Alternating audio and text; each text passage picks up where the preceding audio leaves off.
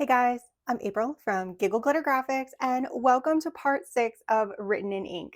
This is a free 8-part journal making series that tells the story of a writer who is experiencing a serious case of writer's block and has a deadline approaching. Their mentor reaches out with a little assistance, and that is when the magic happens.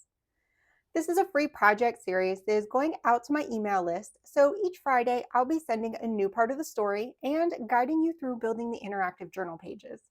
If you're not on the email list and would like to join us, just use the link in the description down below to sign up and get parts 1 through 6 sent to you immediately. Let's go over some of the supplies that you're going to need for part 6 of Written in Ink. Things have stayed pretty much the same the entire time, and today is no different. We've got Beacon Fabri-Tac or any liquid glue with a fine point.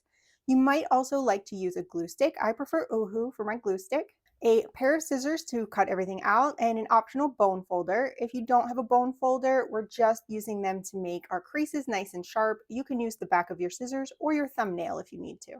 An optional item is vintage photo distress ink. I have used it on the edges of everything here except for this one piece. I'm going to tear some edges on this, so I'll wait and put the ink on after I've done that. For printing all of this, I use 110-pound cardstock and 32 pounds paper. Almost all of the pages I send you are marked with whether you should print on cardstock or paper, and it notes if you should print the reverse side with the included paper. For part 6, that means 2 of the sheets are going to be printed in cardstock, and both of those are optional. I like to have this floral pattern on the back just to finish some of the tags off.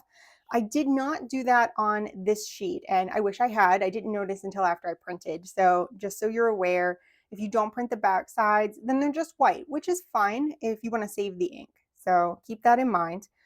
And then the last page, this big garden scene, is printed on paper, and you definitely need to print the back of this in that additional paper because we're going to fold this open and close, and we don't want those white edges peeking out. So that pretty much covers all of the printing directions. Now let's get started working on our journal. So I'm going to bring my journal over and slide all of these goodies off to the side, and let's flip to the next blank page in our journal. And we're going to start with this big paper panel. The first thing you want to do is fold this in half with that additional texture on the outside and the scene on the inside. There is a line down the middle. I've accented mine with distress ink, but if you just take it and fold it directly in half, it's going to be just fine. So fold it in half, scene on the inside, and we're going to glue this down to the page. So you can use whichever glue you prefer. A glue stick might be better for this step, but I'm going to use my Fabri-Tac because I like it and it's fast and it's a little cleaner for me for my workspace. So I'm going to pop this open again, and here is our scene. We're going to fold this in half and glue the back side down to the page. So make sure that you're gluing the correct side of the scene. I'm just going to swoosh a good bit of glue on here. And then I'm going to position this so that it is towards the center of our journal. So we've got maybe about 3/4 to an inch of space over here, and then more of about 1/4 of an inch over here, and center it top to bottom. So this is going to be a flipping panel that we can interact with. And I'm going to use my bone folder just to spread my glue out and make sure everything is pressed down well. So now that is in place. And we're going to grab this piece here. This is going to be a tuck pocket that's going to overlap this scene. So we're going to glue this on 3 sides, top, bottom, and left when it's face down, right when you're looking at the back. This is where you need your liquid glue, and we're going to need just a thin line of glue right around those edges so that we can turn this into a pocket. And then again, center it top to bottom. And I like to leave just a little gap along the edge. That's a personal preference. You can butt that right up against the edge of the page if you want.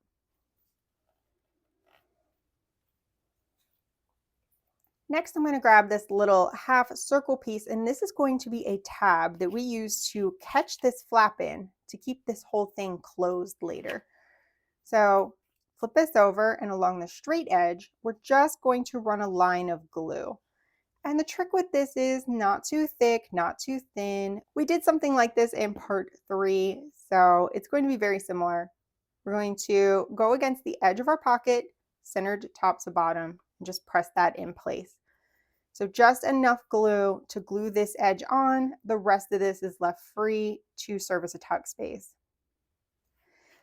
Next, I'm going to flip this shut and let's work on the back side of this. We have a kitchen scene and a pocket, another row of books, which has been a theme throughout our journal. And we want these to layer just a little bit. So we're going to glue down the kitchen scene first. Again, glue stick, probably just fine for this step, just to get a nice coating of glue on the back of that. And I'm going to place mine so it is not quite to the top and it's centered left to right. We want to make sure the bottom of this goes underneath of our pocket, like so. You want it to have the illusion of maybe being a taller image than it really is. And then once that is in place, we're going to attach our pocket. And we're going to do the same thing, glue on 3 sides, left, right, and bottom. Like so. And then you can leave a little gap at the bottom if you want. This does touch all the way left and right. Now I want you to push this all the way. So it might come out over, depending on where your folds fell, everything like that. This needs to be flush or slightly in on this inside crease, because if it hangs out, your hinge isn't going to work. And then if you have a little bit sticking out like this, you're just going to grab your scissors and trim that off. Like so. And then you can leave that up from the bottom or slide it all the way down to be flush with the bottom, whichever you prefer. I'm going to grab my little bit of text here, and that is going to go right on the front of the pocket. And I want to do some tearing on this. I'm going to try tearing. This is going to tear a little more tough because it's cardstock today instead of paper. Sometimes the pieces don't want to fit exactly like I want them to fit on the pages. So I have to make a compromise to fit everything in and use the least amount of paper for you guys. But I think I'm going to do something like this, where it's just the corners torn. And I like the look of that. I'm going to use my distress ink and just kind of pop on those edges so they jump off the page more. And I'm going to center that right on the pocket.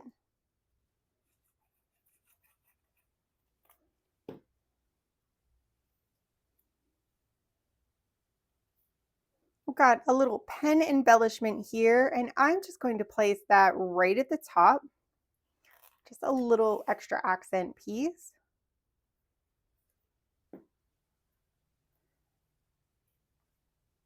Right like that. And then we're ready to look at all of our ephemera and place things here. We have this one tab to put on still. So this one is going to go onto this garden scene. We've done these before. The tab just folds right in half. Glue on both sides. And then I'm going to pinch this right over the top of my tag. And then make sure your pockets are all dry before moving on to the next step. But we are going to tuck this one right into our front pocket. Flip to the inside, and we're going to place our journal entry in the inside pocket along with our other 2 little pieces of ephemera. And we can flip this over. Again, make sure everything is dry, and you can lift this up and put your panel right underneath there to keep it shut. So this is going to pull out to become an interactive piece, and then lift up and just kind of pop it underneath to keep the whole thing shut. And that is it for part 6 of Written in Ink. Our writer has certainly gotten themselves into quite a pickle and maybe hasn't learned their lesson after the first couple of times, but maybe this last little transformation will change their mind as to whether or not they should keep using this pen. As always, thank you so much for watching. Please like, subscribe, click the little bell icon, and hopefully I'll see you in the next video.